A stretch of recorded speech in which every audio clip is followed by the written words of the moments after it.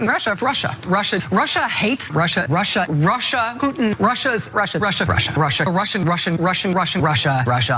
Moscow, Russian, pro-Russian, the Russians. So the Mueller report dropped, and as everybody knows, there's no Russian collusion. Anybody with an IQ over 50 knew that this was going to be the outcome of this report. And that's not what I want to touch on, because literally everybody else is covering this. What I want to discuss is the mainstream media. For the last 3 years, they have told us that Donald Trump was guilty.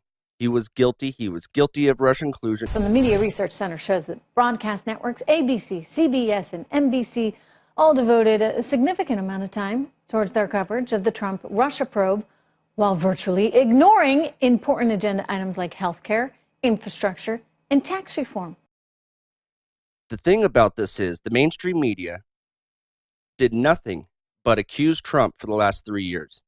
And then when somebody would tell them, you are biased, you're not being journalists, they would freak out. Right. So I'm sitting here very quietly listening to all this BS, quite frankly. You cannot attack. Yeah. Do not attack the stellar reporters of CNN who have their sources and would protect stellar their reporters of CNN. So in other words, there will be another indictment, and you'll think there'll be Americans involved. I wouldn't be surprised if, for example, this week on Friday, not knowing anything about it, but Friday is the day that the grand jury indictments come down.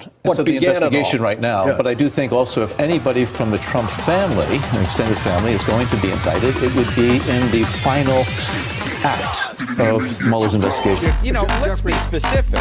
This is really good news for a lot of people around Donald Trump. But the thing is all you have to see is how they are acting now.